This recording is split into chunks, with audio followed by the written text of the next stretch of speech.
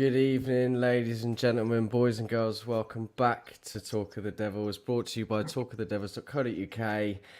Not what we wanted tonight. Obviously, I've got a wonderful panel here tonight. Two ex-United players, which is great. First time for me meeting them as well, which is fantastic. And of course, Wayne himself. Phil, that was abysmal, but we were talking backstage about it was kind of expected, and that's a poor position for United to be in, isn't it? Yeah, 100%. I think, this season it's been sort of that game in a nutshell, really. We've never really shown any fight, any passion, any desire. And I think tonight's performance epitomised that.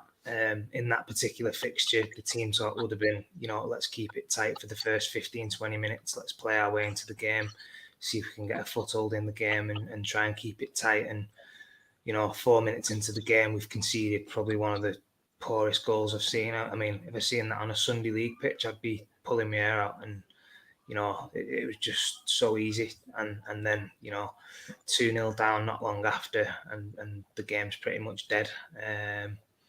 So it's pretty much damage limitation after that. And I just thought we looked absolutely abysmal all night. Didn't cause any threat for them.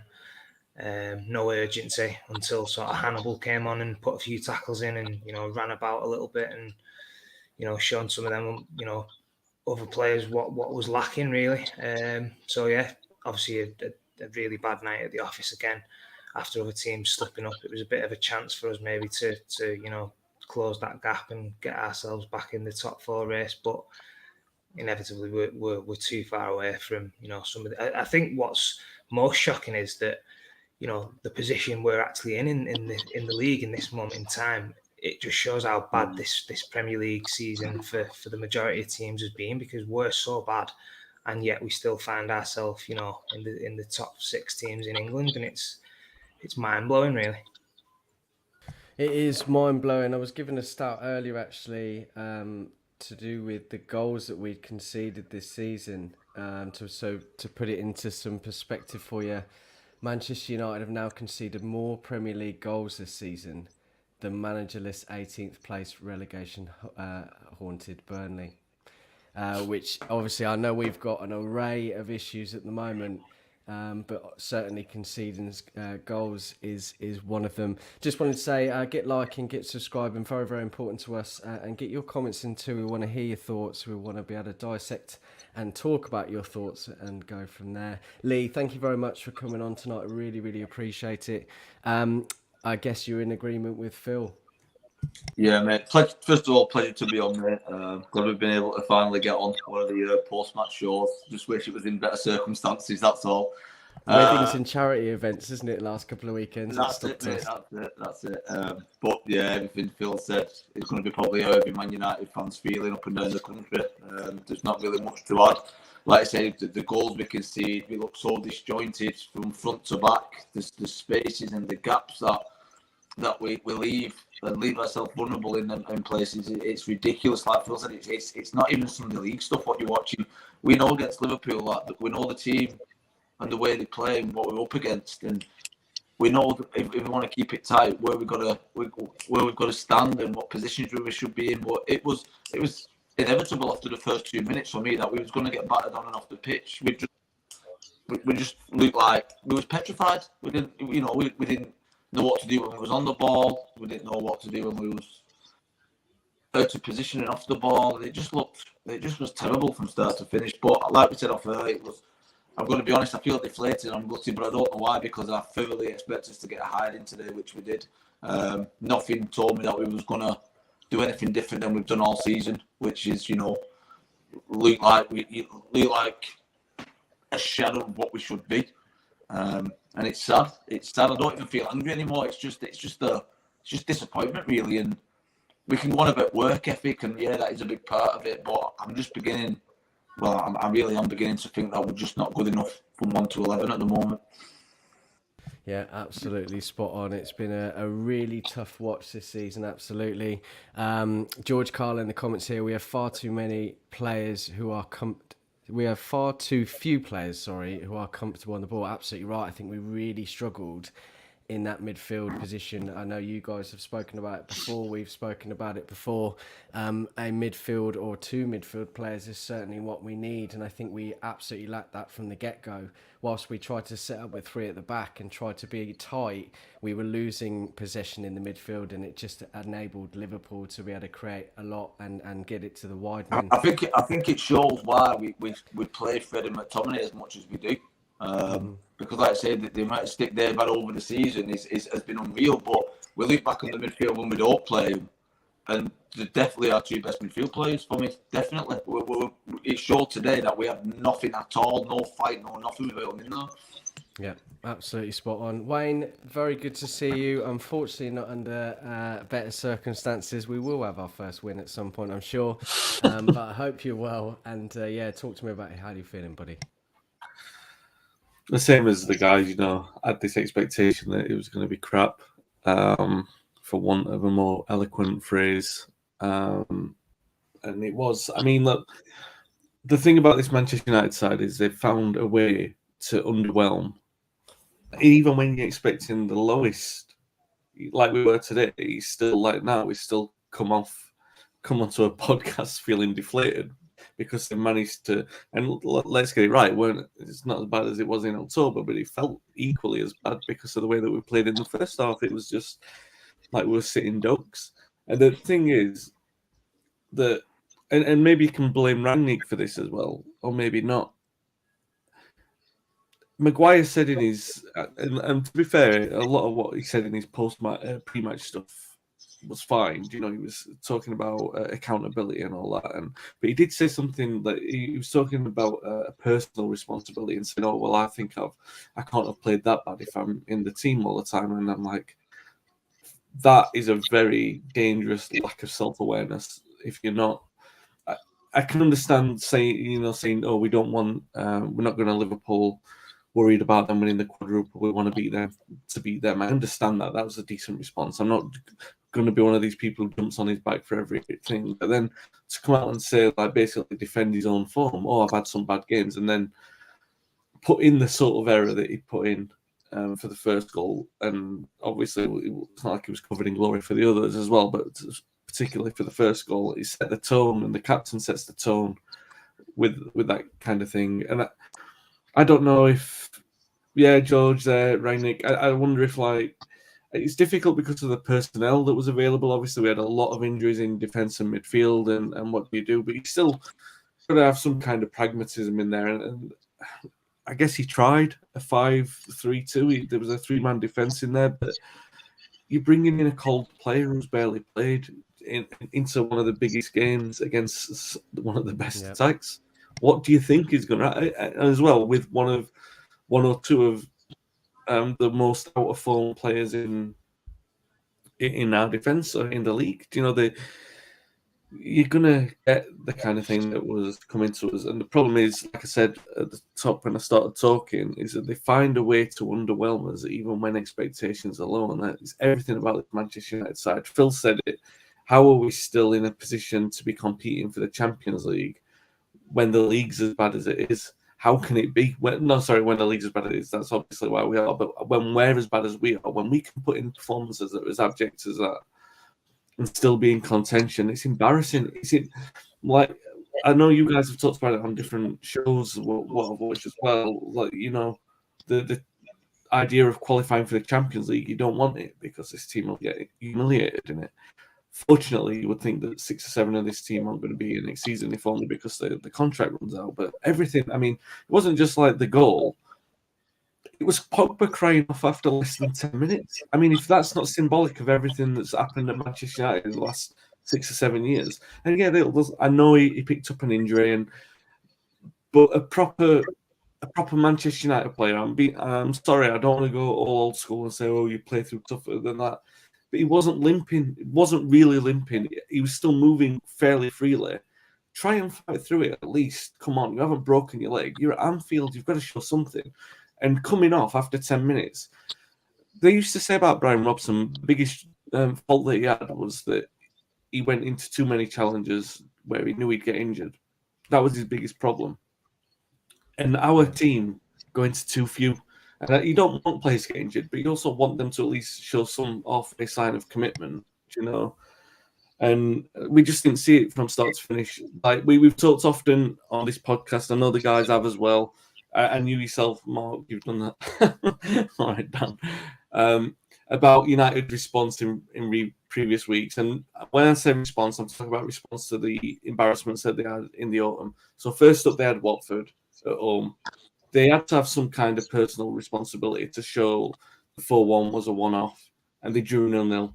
They had to have some kind of accountability to show that the result against City wasn't as bad as it was made out to be, and they lost by an even heavier scoreline and were basically humiliated for the last 15 minutes of that match. And then, obviously, tonight they had, I don't know what it was. Perhaps the fundamental thing is that the players knew that they were on an hiding to nothing, so they just thought there's no point in turning up, which is really shameful and shambolic. But that is where we are with this Manchester United team, unfortunately. I said a few weeks ago on the podcast with Paul, I put him under the bus a little bit with it by saying, do you think that this is the worst post-war Manchester United side? And he agreed, because it's something I've been thinking about for a while, and it's hard to get away from it. And this is a season where I was starting thinking we're only a midfielder away from challenging, and God, I was so wrong. It's so bad. They got exactly, and let's be right about this. Liverpool are a brilliant team, right? Nobody wants to hear this. I don't want to say it. Liverpool are a brilliant team. They've got the best manager in the league. Team. They play some of the best football. The crowd tonight were absolutely class for what they did for Ronaldo. Everything about what they did has been conducted in class. They've been run the way that we should have been run in order to challenge with Manchester City. And instead, we're watching them light years in front of us. And that isn't a matter of shame for anyone represented with Manchester United. Then they shouldn't be at Manchester United. It's as simple as that. And I don't think that any of them were tonight. Yeah, absolutely hit the nail on the head. Incredible stuff tonight. Obviously, a lovely touch by the fans at Anfield for Ronaldo on the 7th minute. Really, really good stuff. But unfortunately, the game tonight was absolutely appalling. Lots of comments coming in tonight. Really, really good to see. Loads of you on Twitter. We just want to say come over to Talk of the Devils on YouTube. We can't read your comments. We'd love to over here and go through them. Ben Allen here, good to see you, buddy. I fear this job is going to be too big for Ten Hag, obviously, if it's the inevitable and he does come in. It's an absolute mess, really needs a very strong manager to get a grip on this lot and this situation. Absolutely right. He watched it, Dan K says, painful but expected, but I'm not one for picking one or two out, but the attitude on the pitch by some was just pathetic. I couldn't believe the defending was absolutely terrible tonight, absolutely spot on there.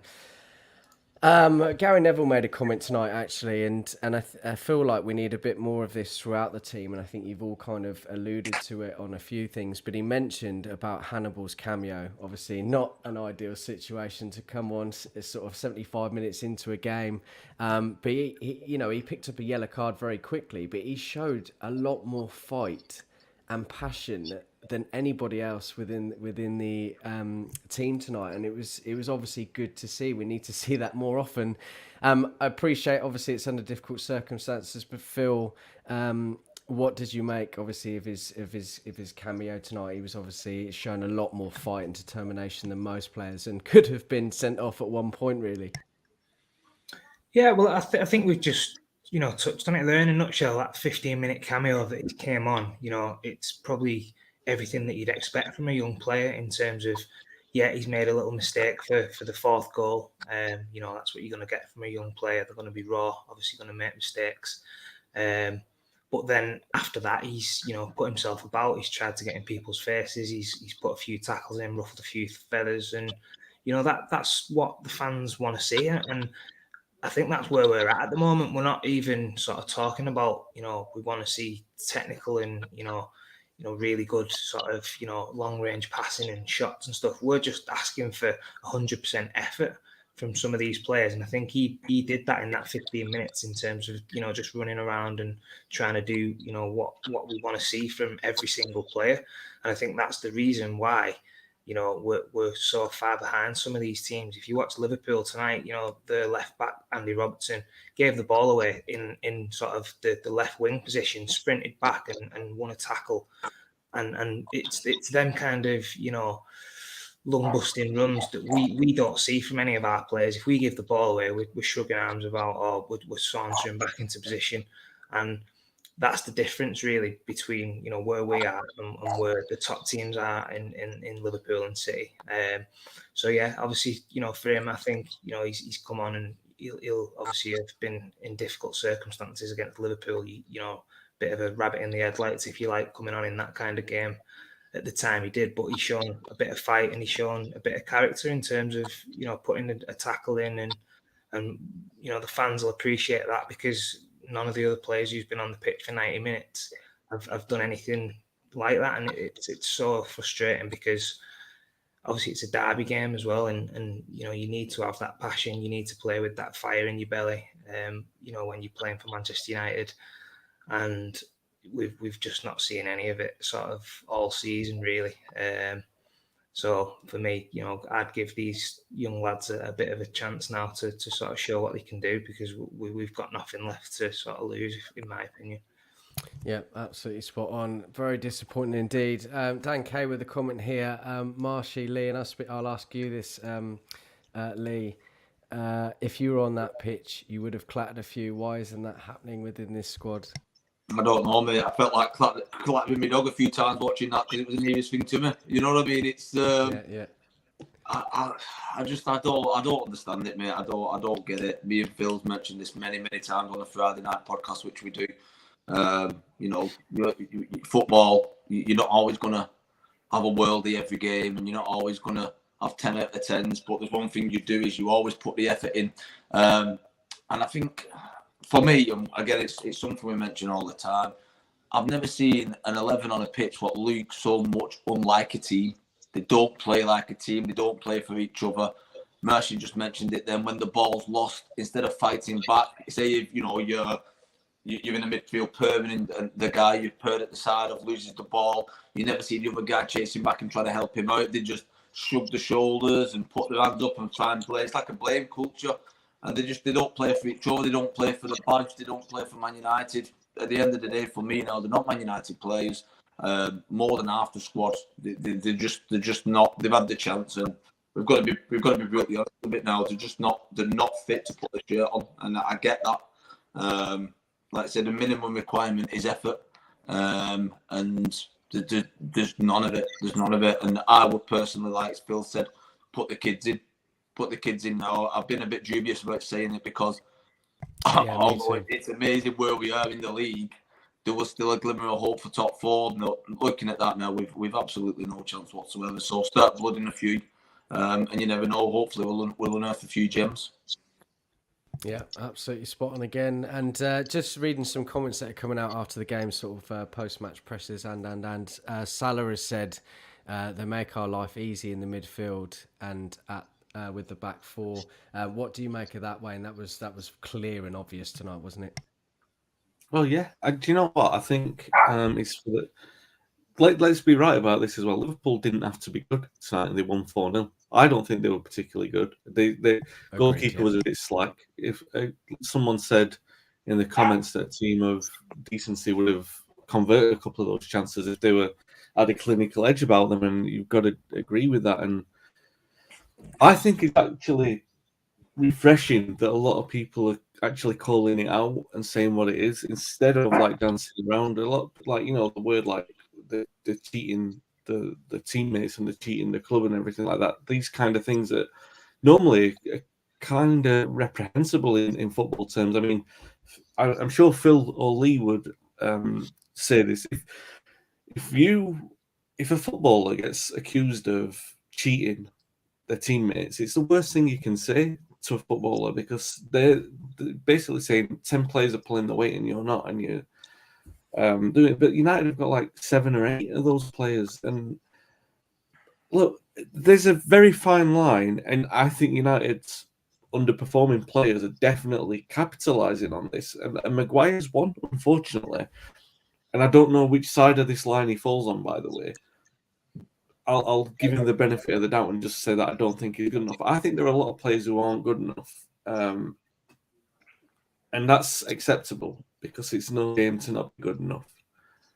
But there are obviously some players who, as well as not being good enough, just clearly don't give a toss, and that's not acceptable. You can forgive a player who's not good enough, and you can forgive them even if they make mistake after mistake. And I reached that point with a couple of our players a long time ago, and so I'm going to mention them. I'm not mentioning them to throw them under the bus. Victor Lindelof, for one, he made a lot of errors in games, and I've even praised Lindelof this season for how well he's done in difficult circumstances, probably being our best defender. But I still think, even with that in mind, he's nowhere near being good enough for a team that's going to win the league. And, you've got a few players like that. Jones is an obvious example because, his time at the club has long been and gone. And this is the line on, I mean, let's get Salah's comment out of the way because he's right, because we don't have a midfield and we don't have a defence worthy of the club or worthy of a title challenge. So he's right to call it out, and it's embarrassing that he's called it out. But perhaps this is the best way to get through to the owners, really, because they're the ones in charge of this. They're the ones who ultimately are making all the decisions from the top down. So they've got to see what they've done to the club. It's all a consequence and a response of what they've done. It's all a result of that. It doesn't matter how many times you want to blame the managers. I've been here many, many times defending managers against all kinds of criticism, and they go, "You're Van Gaal in, oh, you're Jose in, you're Solskjaer in." I've had it all throughout the years, and they just keep coming at me with that sort of stuff, and that's fine. I don't mind. I'm going to back the team and back the club and back the manager. And I've always said you got to give the manager the time and the patience. It comes from both sides. It comes from the support. It comes from the owners, and the owners have let the club down all the time. And that's where the critical failures in defensive midfield, because it's all right saying, they've let the club invest some of their own money in these players, but at the critical juncture on when they've needed to get that extra player in to kick on or to really round that squad to be fit for purpose, they've let the manager down every single time. If it's Mourinho, where they've failed to back him on the targets they wanted, or the ones he wanted out of the club, by the way, because there's a couple of those notable ones. If it was Ole, with the way that they did the 2020 window, saying about the pandemic and all that sort of stuff, and then they did the crazy last deadline day where, I mean, how many of those players are even at the club at the moment? Cavani's off out. Ahmad's probably not going to make a player. Palestri's probably not going to make a player. I'm sorry to be really pessimistic to anyone who, you know what I mean, but you've got Tellez, who's really not going to make a player at United, and the best hope is a player who's on loan at Everton, and we're hoping that is based on the manager who knows him. Do you know what I mean? It's an absolute shameful way of when Maria at stage one again. Like we said again, with the defensive midfield, we're there having to rebuild it. Also, Salah's right, and it's good that Rangnick is coming out and saying exactly the same kind of things. And they probably don't like it, the club, but they can't keep hiding from it anymore. The results are there. You can't keep saying we go again, because they don't go again. Do you know? What else is there to say? No, you're absolutely spot on. Big changes need to happen in the summer. Obviously, with the new manager coming in, need to have the right footballing men making the decisions. Allow Ralph to make those decisions with who they bring in, and listen. If this season isn't something to go by to show exactly that, this is the same crop of players, including maybe 2 or 3 that we needed in the summer, and we're still not improving. And you've got to ask those questions. Just to make you aware, guys, Wayne will be doing a match report tomorrow, which will be on talkofthedevils.co.uk. So make sure to go and have a look. He'll be doing player ratings and all of that stuff. Really good read every time. We'll be going through player ratings soon. So Bruno Fernandes, Phil, has come out after the game. He said the Man United supporters deserve much more from us. We've been absolutely dreadful. We have to look at ourselves and understand what is going on. We represent a big club and we have to compete. What do you make of those comments? Obviously, he's spot on, but obviously we see this every week. A lot of players coming out saying the same thing.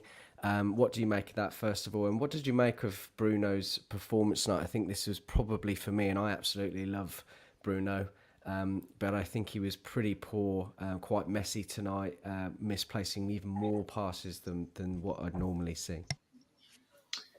Yeah, well, he's definitely spot on with that. I think Man United fans deserve a lot more. You know, he was absolutely brilliant again tonight. You could hear him from the first minute to very late on in the game, which, you know, a lot of them, you know, probably felt like walking out after half time, especially how poor he was in that first half. But yeah, United fans, they've deserved better from, you know, years and years ago when things started going as bad as it was, and things just don't seem to be getting any better.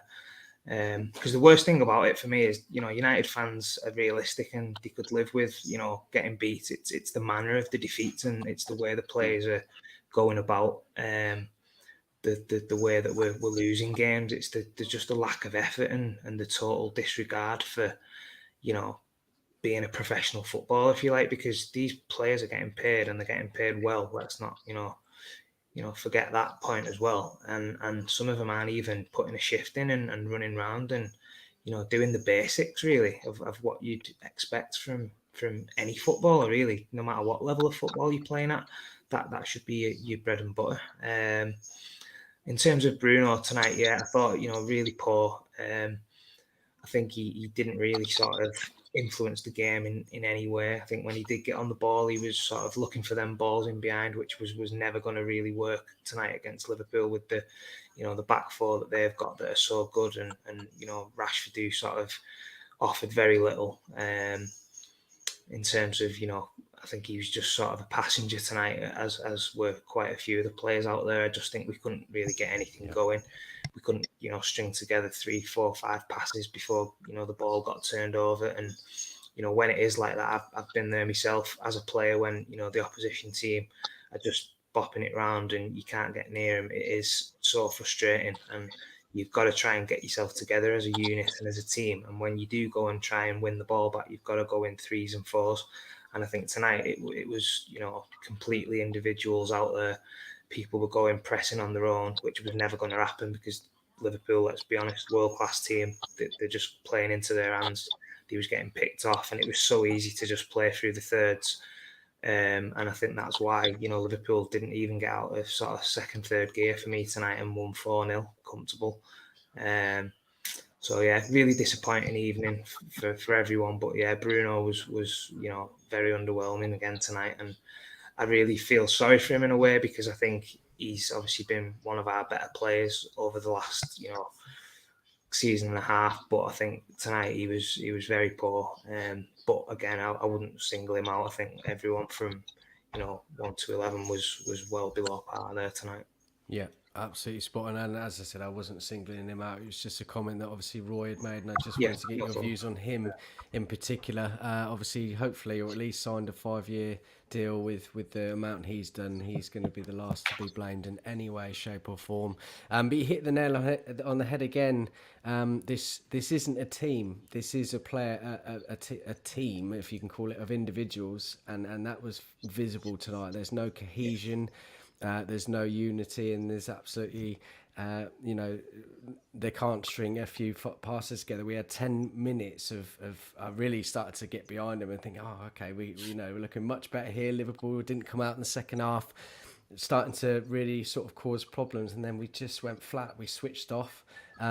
Poor pass by Harry Maguire into can't remember who it was now. Robertson took advantage, and obviously they got the third goal. Sorry. Elanga wants it when they pass it into Elanga. Yeah, that's right. Yeah, that's right. Roy Keane has made another comment as well tonight. I'm going to keep coming out with these ones, but he said, in agreement with you, Phil, what Man United has always had its brilliant characters. This team isn't even likable. There's no soul whatsoever, and that's damning indeed. We're going to start doing ratings in a minute, actually. It's a very, very difficult one to try and be or take any positivity out of tonight, and I can only apologise for that. But unfortunately, it is what it is, and hopefully we'll be a little bit more happier with 3 points against Arsenal at the weekend. Lee, just a quick one for you, really. I mean, we have got Arsenal coming up. It's been a very difficult run, and then we've got Chelsea next week. How do you feel after that with our chances against Arsenal this weekend? To be honest, mate, I felt the same more or less all season. I'm not confident whether we're playing Arsenal or whether we're playing Burnley. If I'm being honest, the games we've actually won or drawn against a lot lesser opposition were, we should be wiping the floor with, and we've been very lucky on numerous occasions, even to get a draw. So really, no matter what team we're playing, I'm never optimistic. I know it sounds awful, and we shouldn't be speaking this way. And I think you start doing your own heading when you're thinking this way about Man United. You know what I mean? But there's no point adding the fact that we're, at this moment in the time, we're an awful team. We're awful to watch too. It's not even when we're playing. It's not even good football we're watching. It's just bad football. So, like I said, personally, what I would do now, I would give one or two of the young lads a chance. I think the season's gone for what we wanted and where we was trying to go. So for me, I would be literally dropping there's quite a few lads going anyway. Let's be honest. The team we played today, I know we didn't have much options with the lads who we started because of injuries, etc. But we're playing against Liverpool, and there's 3 or 4 lads starting or who's coming on who we know we're getting off at the end of the season. So are they going to put 100% in? You know what I mean? It's just poor that we don't have the squad to actually be able to field something what's competitive. For me, Liverpool could put a second string team out today. The same you could say with City, or same you could say with Chelsea. And they still probably beat our first 11. And for me, that's where we really are lacking. We've got no strength in depth whatsoever at this moment in time. It's just difficult to see where we go. It is. It's really difficult to see where we go with it. Just hope to God that when the new manager, and hopefully it is Ten Hag, when he comes in, he's given the time, the money, the opportunity to create something, because when you watch them, we're not playing to a philosophy. We're not playing to any kind of system. Like Phil said, it just looks like we're playing for damage limitation all the time. We can't string 2 or 3 passes together. And when we do, we try and get into some sort of shape. But 9 times out of 10, it doesn't look like we know what shape we should be in. So it's confusing. It's an hard watch. I don't know really much more to say on the matter. Just I hope next season things start to improve and get a little better. Yeah, absolutely spot on. And it's just going to be a difficult one tonight. As I said, we're going to do some match ratings in a bit, and of course, make sure you go over and have a look at Wayne's match report tomorrow. Going to be difficult, so I apologise, guys, and I won't keep you too long with it. David De Gea tonight seemed very, very frustrated after the first goal went in, as you would be. Seems to be one of the most vocal and obviously one of the most senior figures at the club. But how would you rate him tonight, Phil? I'll start with you. Is it just out of a 10? The rating out of 10? Out of 10, yeah. Sorry, buddy. Yeah. Yeah, no problem. To be honest, I think he didn't really do anything that was necessarily wrong. I thought, he was, again, very much exposed by the lack of poor defending and sort of, exposure that he was put under from, really bad positional play in times as well. So I think he's probably, looked at that, and obviously it's a 4-0 defeat, so he's not going to be, happy with his performance. But in terms of himself, I don't really think he did anything wrong. I'd probably give him, a 5-6 out of 10, just for the fact that he's, done what he can in terms of when he's been on the ball, and when he's had saves that he could have made, he's probably done it. Other than that, not much else he can do with the really poor defending in front of him. Yeah, you're absolutely right. I think it's very difficult to give him a score, obviously, when you concede 4 goals, but I think he's not so culpable. I think it's the 4 players in front of him, positional awareness and their position in general. I saw a couple of times United's back 4 were all over the place. There was no when you look at a back 4 and they're doing their analysis and stuff, and you see that obviously the line across that back 4, it was completely out of shape, and there was no cohesion whatsoever. I've just seen a stat here, and I hope it's true, George. Excellent one here. By the way, we have not won a single game this season where Ronaldo hasn't started. That is unbelievable, to be honest with you. Sorry, 1 second. Lee, are you in agreement with Phil on David De Gea? Very difficult to rate him, isn't it? Yeah, it's hard to rate David De Gea today. He didn't do much wrong, but then again, when you've been on a 4-0 hiding, then you can't really give the goalkeeper high rating. So I'd just put him straight bang in the middle and give him a 5 out of 10, mate. Just bang average. Yeah, absolutely agree with you. Wayne? I'll make this very, very easy. Mine's going to be a very long collection of 1s and 2s, but for De Gea, 4. Yeah, and that's fair. And George, in agreement here. De Gea probably a 4. Can't give him a 2 a good mark after shipping 4. Not really any good saves that he can remember. And obviously he also goes on to say that he will be one of my higher marks. So probably following suit with you, Wayne.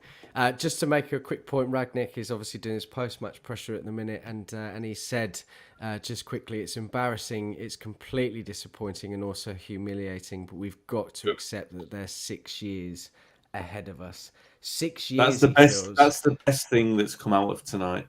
That he said that. Yeah. Absolutely. He said a few things in the last few days, actually. I saw some comments to say that, he's come in. I've had this conversation many times before, and sorry to bore any of you here, and I'm sure you've had it. But he's come in at a very difficult time of the season, and I absolutely think he's done an amazing job, if I'm brutally honest. I think he's been able to look at it objectively, see what he's got, try to get the best. He has tightened the defence in some way. We have conceded less, we have drawn more games, or at least won more games and lost less, but it's just been very, very difficult to see. But I have liked how ruthless he's been with the things that he's come out, and he's been truthful. And he said the other day that we've got a number of players that will be going in the summer, and this is not something that's going to happen overnight. This is going to take a few windows. He said it's not going to be 3 or 4 players that we need. It's going to be a few windows, and probably 6, 7 or 8. And I think he's telling it as it is. So you're absolutely right. A great thing that's come out of tonight, unfortunately. David De Gea over. So we'll look at the defence now. Aaron Wan-Bissaka obviously started on that right-hand side and then came over to the left later on in the game. Actually did very well, I thought. I think he was one of the better players tonight, considering under the scrutiny he's had. But Phil, what would you give him? Yeah, I think he was probably, out of the back 4, certainly was our best player, even though it was, 4-0 defeat. And, you're playing against three world-class attackers there who are very good at making them runs, diagonal runs for a straight pass. I think that was, what killed us a few times tonight, just great movement from them. So don't want to be too critical of our sort of fullbacks tonight, but I think Wan-Bissaka was probably the best out of a bad bunch tonight. I'm going to give him a 4. Yeah, absolutely agree with you. He was the best of a bad bunch, and I thought he was all right. George, in agreement here. Aaron Wan-Bissaka, one of my better marks, 5, because I thought he kept Salah very quiet, and he did. And we saw that for the first 10-15 minutes of the second half. On the last goal, cannot do much better after Guire and Lindelof's hot potato passing, absolutely right. Lee, over to you, buddy. Same thoughts? Obviously, me being an ex-fullback, I watch the fullbacks a lot in games. Aaron Wan-Bissaka, United's best player for me on the day. I'm not saying he played, he had a worldie or anything like that, but he did keep Salah quiet. By the way, I thought Dalot had a shocker. I thought Dalot had an absolute he was terrible. Shocker. People were going to Maguire actually, but Dalot was as much at fault for that first goal as anybody. His positional awareness was terrible. You watch Dalot as much as I watched him today. He shouldn't be putting that jersey on, mate. I'm telling you now, he should not be putting that. Granted, he's playing against a good lad in Salah, but as a fullback, he's not a Man United fullback, mate. And like I said, the difference in when we brought Aaron Wan-Bissaka over to that side, there was a gulfing difference. And like I say, Aaron Wan-Bissaka's not been our best fullback all season either. But just for the difference in class as a fullback when he come over, I'd probably give him 5/6 and say he was our best player. Yeah, absolutely right. And Wayne, your thoughts on Aaron Wan-Bissaka today? Yeah, 4. I can't really say much else to what the lads have said. To come over to left back, because that tells you a thing in itself. But the fact that he did well at left back is just quite. Even the positives are embarrassing. That he did well at left back when he shouldn't be there is embarrassing. So, but I still, as well as I say, as well as he did, it's still poor. You know what I mean? And he still ripped through us. So yeah, 4 for me. Yeah, we're going to do this one relatively quickly. Maguire, Lindelof, and Phil Jones. First, over to you, Phil. Yeah, I think obviously, bad night at the office for the defence, excluding probably Wan-Bissaka. So for me, I'm going to give all three of them a 3. Didn't really show any other than Lindelof, who put a few tackles in on Mane and stuff like that. Didn't really, get stuck in. Didn't show any real fight and determination. The first goal, as I said before, was absolutely comical, and you should never be conceding a goal that easily. So yeah, just really poor. And obviously, as I said, I don't even think Liverpool sort of got out of second, third gear tonight and scored 4 goals. So yeah, poor night, and nothing really positive to take from that defensively. So I'm just going to give them all 3, and that's being kind, I think. I think you're absolutely right. Yeah, being very, very kind. Lee, you in agreement there? Exactly, mate. First thing that come into my head, all 3s. Don't think any of them played any better than the other. Thought it was all shocking. Are we done Dallo, or did you say we're doing Dallo? We're going to come into him in a minute, actually. Okay, Yeah. okay, yeah. All exactly the same as Phil, mate. All 3s. That and again, generous 3s. Yeah, and I'm waiting for Wayne's here because he said he was going to be having all 1s and 2s. So I'm interested to see what he said in the next 3. But what are your thoughts on these 3, Wayne? Lindelof 2, Jones and Maguire 1 each, and I'm tempted to give Maguire a 0 because I think he was that bad.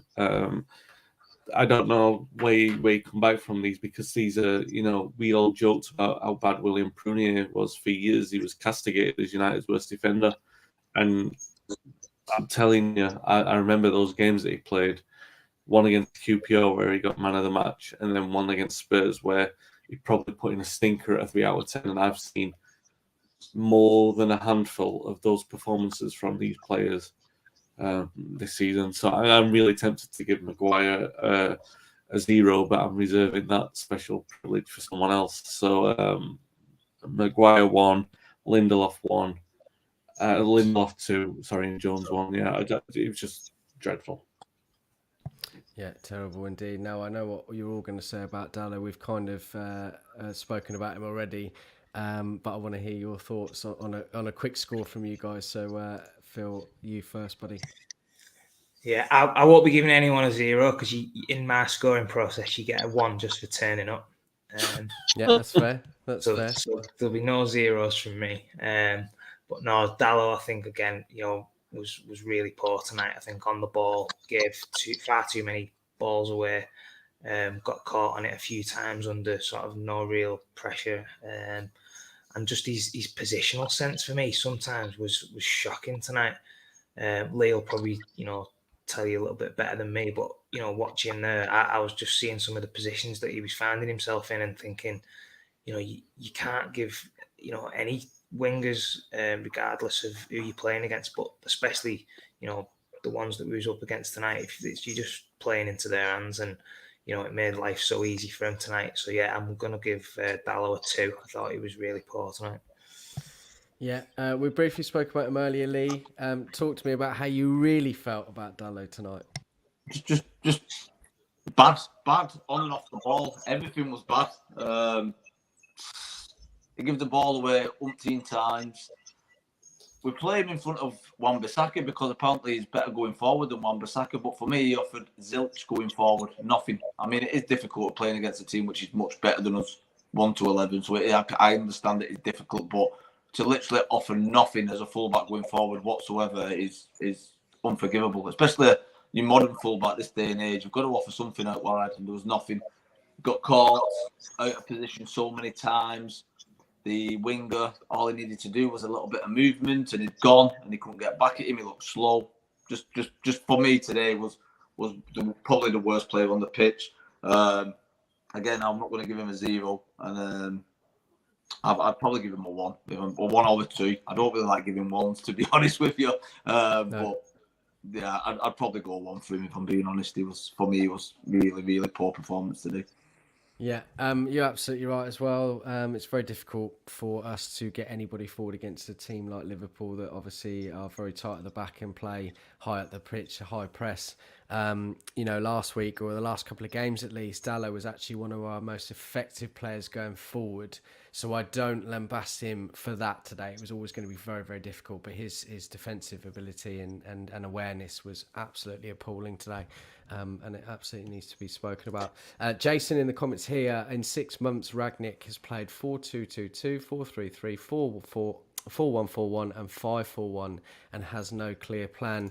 Richard goes on to say, can't blame Ralph for this. And I think that this is the massive problem coming in at the time that he did, is you've got this array of players and you've got your way of working, gegenpress football in Germany and under the formations that he's played, and he's tried to adapt to try and suit everybody, and it's just not working. And I think that it sort of comes to fruition that probably a lot of the players need to go out and some come in as well.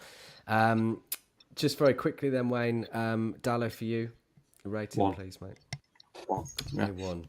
Short and sweet. Right, so we'll move on to the midfield. I'm actually going to leave, unless it was your 0, Pogba out. Obviously only on the pitch for 6 minutes or so. So I'm going to leave him out. So obviously we'll just do scores on Lingard, Bruno. Who else was in the middle? I'm trying to think now. I lost it. Matic. Thank you. So those 3, please. Again, very poor. Especially Bruno and Lingard. I think Matic was probably the best out of a bad bunch for me in that midfield. At least he was trying to get on the ball. He was showing for it. Never really had anything to sort of work with in terms of players making runs and stuff. So I felt a little bit for Matic. I thought he was the only one who really sort of shown a little tiny bit of sort of urgency to want to get on the ball. So I'm going to give Lingard and Bruno a 2, and I'm going to give Matic a 3, just because I thought he was the best out of that midfield tonight. But again, really poor, didn't offer anything going forward. And again, as I said, didn't press as a unit and was picked off and too easy to play against. Made it absolutely far too easy for Liverpool. Yeah, absolutely spot on. I'm a massive fan of Matic, and I appreciate he can't play 2 games every week. He was obviously taken off early against Norwich for this reason to play tonight. He does bring a calming presence to the midfield, and if I'm brutally honest, you need to get somebody 6 years younger and exactly the same type of player as Matic when they go for a defensive midfielder, if they go for a defensive midfielder, because he is the only one we have. No Scott, no Fred. They aren't defensive midfielders for various reasons, and he does bring a bit more of a calming presence, and I agree with you. I think he was the best of a bad bunch tonight. Lee, are you in agreement on those 3? Yeah, Lingard and Bruno, I'd give it 2. And Matic, I thought he was probably our second best player on the pitch, so I would give him a 4, mate. Yeah, absolutely in agreement. And Wayne, same for you? Well, Salah said it's they were non-existent, right? Matic 2, Lingard 2, Bruno 1, and I'm sorry, I know Phil says you get a score for turning up, but Pogba didn't turn up, did he? So it has to be the 0. That I did tweet it, and it's got went viral immediately, just because I think with Pogba tends to. But I just think that's is systematic, symbolic of everything that's been wrong for United for the last 6 years. Is exactly what happened. And I don't know if I admire the fact that at least he walked off the pitch after 10 minutes because he didn't have the stomach for the fight. Do you know what I mean? And I'm sorry, but that's what it looked like to me. At least he went off the pitch instead of like standing there and just enduring the next 80 minutes. But it's shameful. It was shameful, to be honest. And that's a 0. At least the others, they did turn up and they get a score for that. But I don't know. I don't want to go on about that. It's literally one of the worst things I've ever seen in a Man United shirt. Absolutely terrible. You were pointing to this comment here, Lee. I think you were in agreement with me. He was absolutely sensational tonight. And whilst he's taken a little while to fit into the Liverpool midfield, he absolutely run the show. And that's exactly the type of player we were missing. Do you want to add anything to that? No, it looked like he was having a kickabout with and got a midfield out of the local pub who he was playing against, and he was having a jolly up. He absolutely run the show, didn't he? That's why we want Bruno playing week in, week out. And unfortunately, like I say, Bruno on his day is a great player, but he's getting him on his day, and he's getting the mistakes out of his game because, granted, he's very technical and he's our most creative player, but for me, he does give the ball away too many times to get to the player where it could be, if that makes sense to you. You know what I mean? He needs to take them silly little things out of his game and sometimes just play like Thiago did today, the simple balls. And then when he does put the ball through, it's meaningful, it gets there. And yeah, he absolutely ran the show. It made us look like, it made our midfield look like a League Two midfield playing a Premiership midfield. And that's the way I felt all game about it. Yeah, absolutely right. Again, just a couple of more comments that Rangnick has come out with in his post-match presser before we move on to the final two players. Just want to say as well, before I do that too, the conversation under the current circumstances tonight has been absolutely excellent in the comments. So thank you very much for coming over. We want to see you next time. And as I said earlier, it means a lot for you to like and subscribe. So please do. We will be doing this after every game, hopefully moving forward. So hopefully, as I said, we'll get some 3 points and much needed wins in there at some stage. So Rangnick has gone on to say the team needs to be rebuilt. It's clear. I mean, I know that seems trivial, but it's so good to hear that we've needed somebody to say that for so very long. And if he's going to come in with the philosophy and the mind that he has, it's really, really good to hear. We were talking about this earlier. It's clear. I think a game like the one show today that in a very drastic way that this rebuild is necessary. He goes on about Paul Pogba's injury as well. He says he's pulled his calf muscle. This is now the 7th or 8th player missing out with injury, although we only play in one competition. This has to raise some questions. I'm not happy about that at all. There was a few years ago, he's not wrong actually, a few years ago at the end of Mourinho's reign, Ollie came in and was absolutely appalled about the amount of training that was going into it, and they were getting injuries left, right and centre. That seemed to have got better during Ollie's reign, and there was less and less injuries. But it has cropped up a few times, and it's a point well made there, something that they certainly need to address. Just a quick question for you, Lee and Phil. Injuries around that time, was that sort of kept under wraps? Was it really something that they would look after and try to eradicate? Because I feel that at the moment that United have had, it seems to go in spits and spurts of so many injuries at one time. But what are your thoughts on that? It's a difficult one. With the injuries now, for me, I think Wayne touched on it a little with what Pogba was. Seems like probably something what we would have been out for 2 or 3 weeks with in our teams, to out for months and months with, and it just seems for me we all know the game's got a lot more soft than it used to be, and we all know the players aren't the players, and they've not got the attitudes like they used to have. That's just modern football nowadays. But for me, I would say there's a lot of niggles and things people would have played through. Now, whether that's right or not, I don't know, because probably we might have played through things and made things a lot worse down the line. But like I say, you give everything for the cause. That's how we grew up. You know what I mean? Yeah. That's what we got drummed into us. And you only went off that pitch. There was nothing more disheartening for me watching Pogba walk off that pitch today.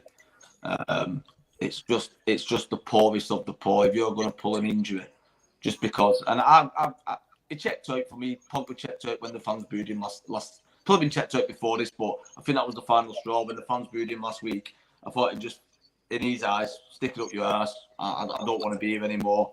And basically, the minute he's got to the chance to get off, and that's him done. He's done it. You know what I mean? And for me, if we don't want to play like that in our squad. I'm sure the lads who he's playing with don't want to play like that in his squad, because I wouldn't. I'm sure Phil wouldn't want anyone like that. If you're not going to go in the trenches for your teammates, then I'm not being funny, but get out my team. And you know what I mean? It is what it is, unfortunately. But yeah, the injury thing, I just think that we take it.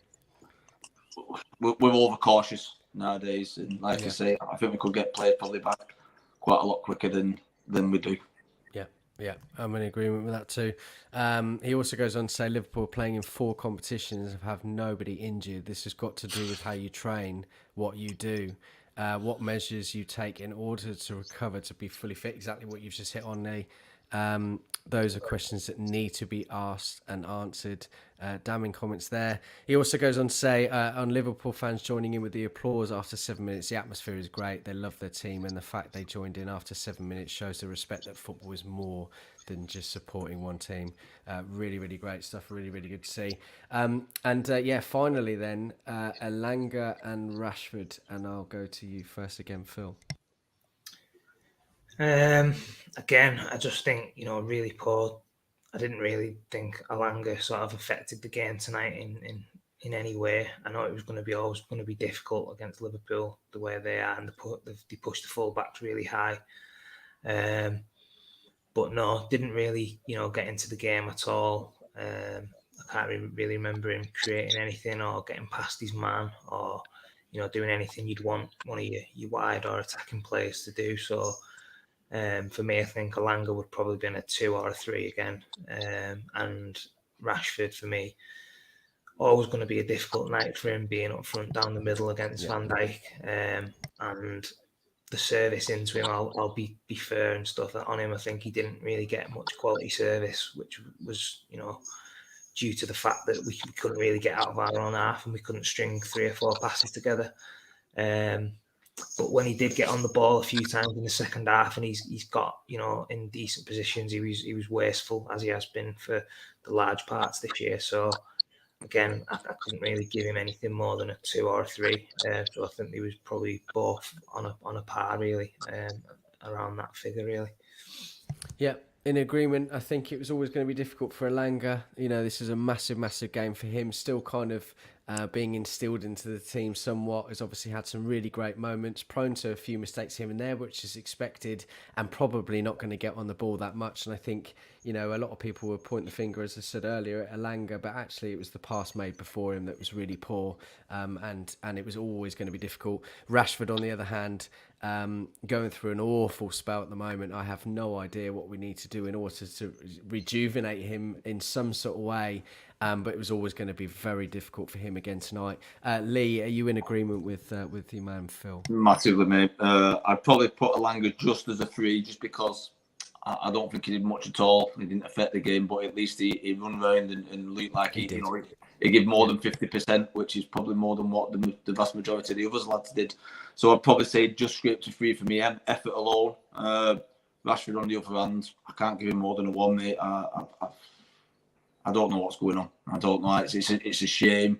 He's a homegrown player, and it's not nice to see the demise of an homegrown player watching. You know what I mean? It's an awful thing to see, and I really, really, really hope somehow, somewhere, the next manager can get him back to the way he used to hold the ball up and run with the ball and beat a man and have confidence.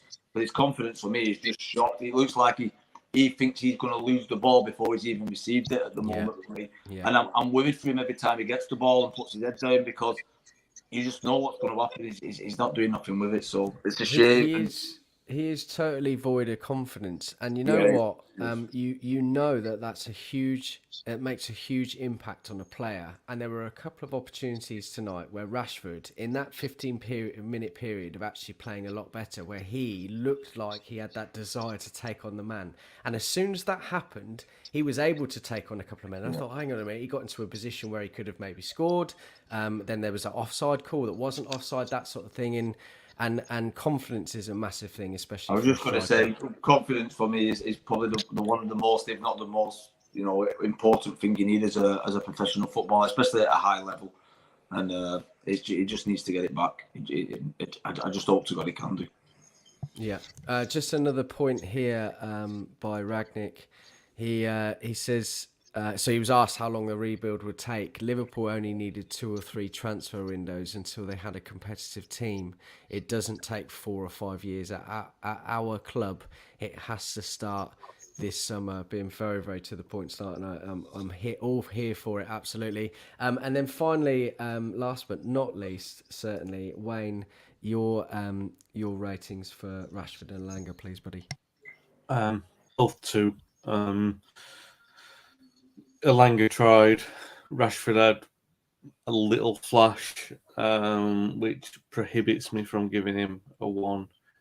And really, the separation on those scores is based on how badly other players did to get the 1, and not on how well, because obviously 2 and 1, you're splitting hairs for that. It was just, what can you do? I mean, we can talk about the impact of players having efforts and like putting a shift in and stuff like that, but we've beaten 4-0 at Anfield. You know what I mean? You've got to put that into perspective. And yes, all right, it's a great Liverpool side and everything, but when you see it coming and the players lay down like they did, it's absolutely shameful, and you've got to call it out. Yeah, absolutely spot on.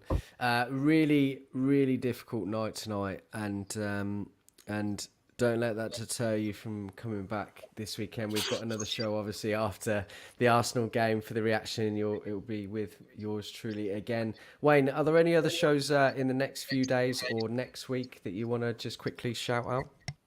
We'll have the podcast with Paddy and myself. Will be on Thursday night. Again, I think it's 63, 64 season, so the season after we won the FA Cup.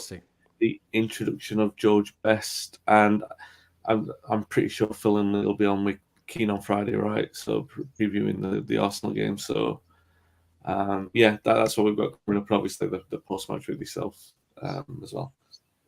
Excellent stuff. Excellent stuff. To make sure you go and have a look at that. And as I said, the conversation has been excellent tonight. Loads of you on Twitter, as I mentioned earlier. It's important that you come over to youtube.com/Talk of the Devils. Get your comments in there. Far easier for us to see them and read them out. We want to get them involved. As I said, negative tonight, and it's really, really difficult. Really, really difficult to talk about a game when you've just lost against your greatest rivals, and that's happened twice on the bounce this season.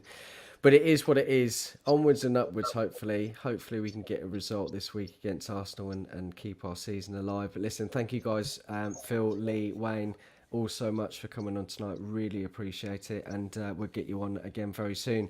Until then, we'll see you on the next show. See you soon.